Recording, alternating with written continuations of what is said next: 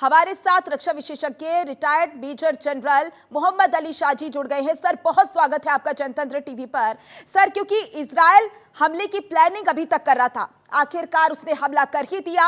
अब युद्ध की स्थिति क्या बनेगी और ये जंग कहां जाकर रुकेगी?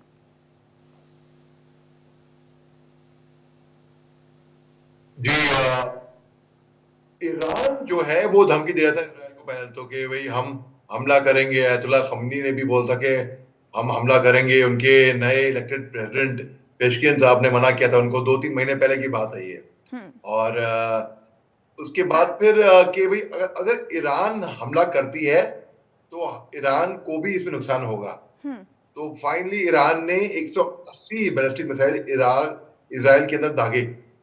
अब इसराइल ने बोला, हम 1 अक्टूबर की बात है ये, तो इसराइल ने बोला हम जवाबी कार्रवाई करेंगे, अपने तरीके से करेंगे, अपने टाइम हम चुनेंगे, जगह हम चुनेंगे, तरीका हम चुनेंगे, टैक्टिक्स हम चुनेंगे। उन्होंने आज सुबह सुबह 5 बजे मेरा फोन बजने लग गया, धड़ाधड़ धड़ाधड़ धड़ाधड़। तो मालूम पड़ा कि भाई हुआ यूं है कि इसराइल ने ईरान पे हमला कर दिया है। हम्म। ईरान कहता है कि भाई नहीं, हमको कोई चोट नहीं पहुंची, कोई कैजुअल्टी नहीं हुई, कुछ असर नहीं पड़ा ये जी। ईरान के पास। हालांकि और ये भी खबरें आ रही थी कि 100 फाइटर विमान, F-35 F-16, 100 हम्म। जो कि जाके हमला, एक फाइटर विमान काफी होता है तहस नहस पहुंचाने के लिए। 100 तो, और ऐसा हो ही सकता अगर 100 जाएं हम्म। तो फिर नुकसान ना हो। हम्म। अच्छा, और जैसे कि कुछ और जगह हैं। हिजबुल्ला ने अभी हाल ही में 5 रेजिडेंशियल इलाकों में हमला किया है। इसराइल के 5 रेजिडेंशियल घरेलू इलाकों में। हम्म। तो ये, इसको मैं गलत मानता हूं। इसराइल ने आज हमला कर दिया हम्म। ईरान के ऊपर। ईरान की तरफ से ऐसा कुछ खास बयान तो आया नहीं है। हम्म। ईरान ने 1 अक्टूबर को कहा था कि अगर ये तो ट्रिलर है बस, हम्म। अगर कुछ ऐसा रिटेलिएशन होता है तो वो करेंगे, इससे ज्यादा दूसरा हमला और गुना ज्यादा होएगा। हम्म। इन्होंने कल परसों की बात डिफेंस बजट बढ़ा दिया। हम्म। तो लोगों को लगे कि अरे ईरान पूरी तैयारी करके बैठा है, ये है वो है, क्योंकि जो गरजते हैं वो बरसते नहीं, और हम्म। जो बरसते हैं वो गरजते नहीं। हम्म। तो इससे लोगों को लगने लग गया ईरान जो है वो गरजा भी हम्म। और बाद में बरसा भी।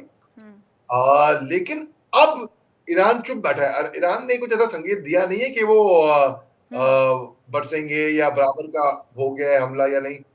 अब देखिए, जो अब तक तो जो वॉर थी वो थी state actors versus non state actors. Hmm. State actors यानी कि जैसे कि इसराइल हो गया, वो सॉवरेन नेशन है, सरकार है। नॉन स्टेट एक्टर्स जैसे जी। कि हिजबुल्ला हो गया, हमास हो गया, हम्म। हुईथी हो गए। तो इस तरीके से ये पूरा जो सरकार नहीं है हम्म। उनके खिलाफ एक्शन। हम्म। अब जाकर ईरान को ईरान को उसका खामियाजा भुगतना पड़ा। हम्म। हालांकि वो कितना भी कह दे कि भाई हमें तकलीफ नहीं हुई, ये नहीं हम्म। हुई, तकलीफ तो हर एक को होती है। हम्म। कोई दिखाएगा, कोई नहीं हम्म। दिखाएगा। अब देखिए, एक जो ट्रेन स्टाफ है कमल अडवान, वो हम्म। अस्पताल है बेसिकली गाजा पट्टी में, वहां हम्म। के डायरेक्टर साहब ने ये बयान दिया है। वहां के फील्ड हॉस्पिटल है गाजा के अंदर, उनकी हेल्थ हेल्थ मिनिस्ट्री से ये बयान आया है। हम्म। ये प्रेस को एड्रेस कर रहे थे, उन्होंने बोला कि कमल अडवान अस्पताल है नदन गाजा में। तो उन्होंने बोला कि पूरा जो वहां पे डॉक्टर मरवान साहब ने हम्म। उन्हें अल हम्स को बताया कि जो दवाइयां हैं अस्पताल में, इसराइल वो दवाइयां भी तोड़ फोड़ के बर्बाद कर रहा है, क्योंकि वो चाहता नहीं कि हम लोगों को की जाने बचाएं। हम्म। ऐसा उनका बयान है। हम्म। और उन्होंने कहा पूरा अस्पताल जो है वो शवों की बदबू से भरा हुआ है। हम्म। और WHO वर्ल्ड हेल्थ ऑर्गेनाइजेशन ने इवैक्यूएट करने की कोशिश करी वुंडेड को, मगर हमको जरूरत है और WHO की मदद के लिए। हम्म। तो इसमें मैं देख रहा हूं कि इंसानियत का खात्मा हो रहा है बस। चाहे हम्म। यहूदी हो, चाहे अरब हो, चाहे ईरानी, कोई भी हो, हम्म। कौम, नागरिकता, कोई भी हो, हम्म। पिस तो कौन रहा है? हम्म। आम आम इंसान। हम्म। जहां पर भी इंसानों का खात्मा होता है, हम्म। जैसे कि 7 अक्टूबर को हुआ हम्म। पिछले साल, जी। बहुत ही गलत हुआ। हम्म। हमारा किया वो, चाहे कोई इनको उग्रवादी संगठन माने कि नहीं माने, हम्म। ये घटना उग्रवादी घटना थी, 100% दहशतगर्दी घटना थी। हम्म। बेरहमी से, जैसे ये इजराइल में आकर इन्होंने किया जो कलेश मचाया, बहुत गलत किया। इजराइल ने पटवारी से जो गाजा पट्टी में जिस तरीके से ताबड़तोड़ हमले करे, 42,800 लोग मार दिए वहां पे। ज्यादातर इसमें खवातीन, बुजुर्ग, सिविलियंस, निहत्ते, मजलूम, मजबूर, लाचार लोग थे, क्योंकि हमास ने भी ह्यूमन शील्ड के तरीके से किया। ये अस्पतालों के नीचे और स्कूलों के नीचे सुरंगें बना रखी थी। और अगर देखिए इसमें इनको बड़ा मुश्किल था कि भाई कौन हमास का है, लेकिन इजराइल के पास वो एडवांस टेक्नोलॉजी है। वो चाहते तो गैस आउट कर सकते थे, वाटर से, कई सारी चीजें हैं, इनोवेटिव मेथड्स।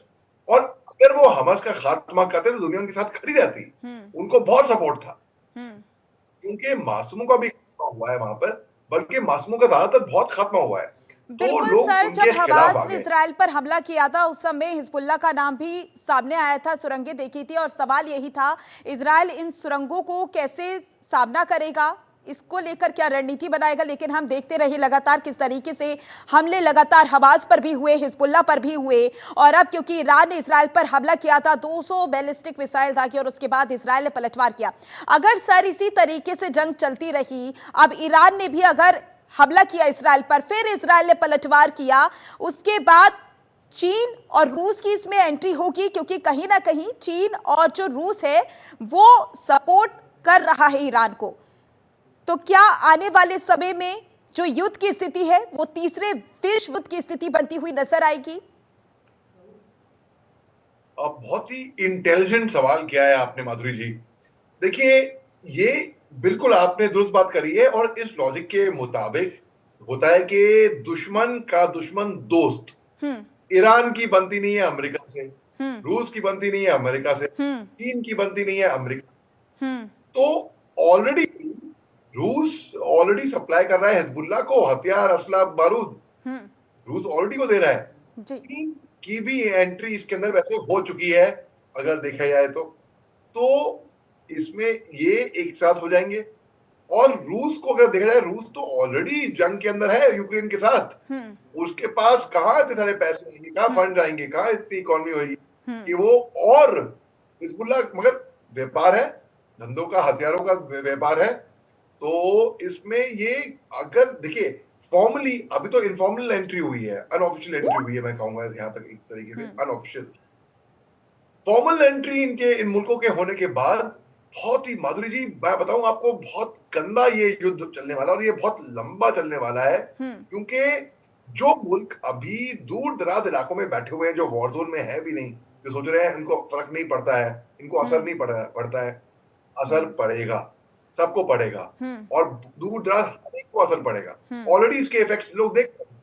रेड सी के अंदर जितने भी यमन बैक्ड हौथी रेबल्स हैं, और वो रेबल ईरान बैक्ड हैं, ऑलरेडी शिपमेंट में इनकी जो कार्गो शिपमेंट 50 से अन्य राष्ट्र ऑलरेडी इनका कार्गो इफेक्ट हो गया है इसके अंदर। और वो इंपॉर्टेंट स्ट्रेटेजिक लोकेशन है, रेड सी, लाल समुद्र को होते हुए गल्फ में पूरा वहां से आता है, पूरा जितना भी समुद्री वहां से कार्गो आता है वहां से आता है। इसके अलावा अब बात ऐसी कि इजराइल ने, अमेरिका ने मना किया था इजराइल को कि आप उनके ऑयल रिफाइनरी और उनके न्यूक्लियर पावर प्लांट, परमाणु हथियार जहां पर हैं, उसके पास हमला नहीं करोगे। इजराइल ने उस बात पे अमल रहे, उन्होंने पर उस इलाके में हमला नहीं किया, केवल इनके मिलिट्री बेसिस को सो फार टारगेट किया है।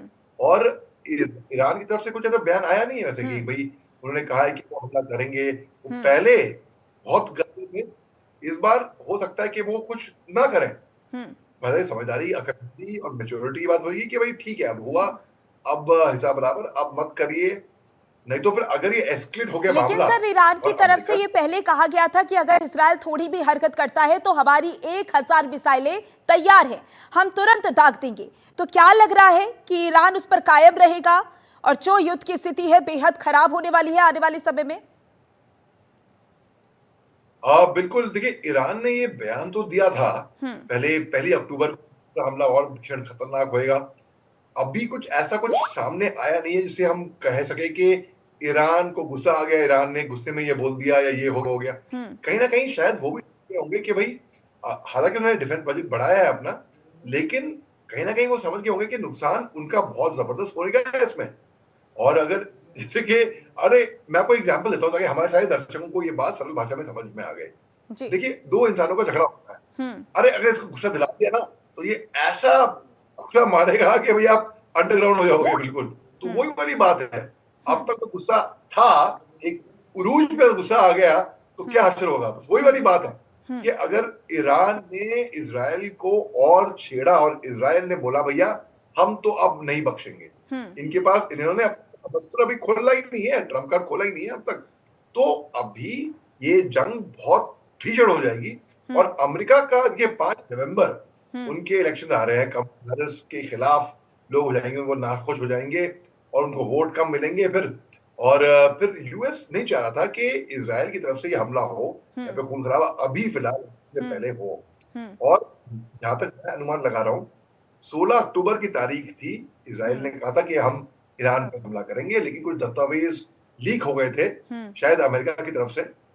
और फिर इजराइल ने, क्योंकि क्योंकि सर किसी भी दस्तावेज हमले लीक में, हो गए थे, आपने अगर ये बात छेड़ी है तो इससे भी जुड़ा हुआ मेरे पास सवाल है, क्योंकि F-35 का इस्तेमाल किया गया इस हमले में और जो दस्तावेज लीक हुए थे उसमें भी F-35 का जिक्र था, तो क्या जो प्लानिंग इजराइल ने पहले से कर रखी थी उसी के तहत ये हमला किया गया है या फिर दोबारा से योजना बनाई गई उसके बाद ये हमला हुआ? माधुरी जी, सबसे पहले तो मैं आपकी जियो पॉलिटिक्स की समझ की मैं दाग देता हूँ वाकई में 100%। और जिस तरीके के आपकी समझ है, जिस सोफिस्टिकेशन के साथ, वाकई में काबिल तारीफ है। तो जी वाकई देखिए, तो F-35 का जिक्र था उस दस्तावेज में, क्योंकि किसी भी हमले में क्या होता है ना, किसी भी हमले में एलिमेंट ऑफ सरप्राइज चौंका दें आप दुश्मन को, आप अचंभा से ले लें, दुश्मन तैयार ही ना हो, उस तरीके से का एक हमला प्लान था। इनको लगा कि एलिमेंट ऑफ सरप्राइज तो अब बाहर निकल गई होगी, बात लीक हो गई है, अब छोड़ दो, अब हम अपने तरीके से अलग से करेंगे। मेरी बात चली थी एक स्पीच से 2-1 दिन पहले, उन्होंने कहा कि इजराइल के पास इतनी शक्ति है टेक्नोलॉजिकली कि अगर वो चाहें तो वो ईरान की सर्वर ऐसे इस तरीके से हैक। जी बिल्कुल सर, और देखना होगा आने वाले समय में, माफ कीजिएगा आपको रोक रही हूँ, समय पूरा हो गया है, और ये भी देखना होगा सर कि आने वाले समय में क्या ईरान इस पलटवार का जवाब देता है और युद्ध की स्थिति क्या कुछ बनकर नजर आती है। बहुत बहुत शुक्रिया हमारे साथ जुड़ने के लिए।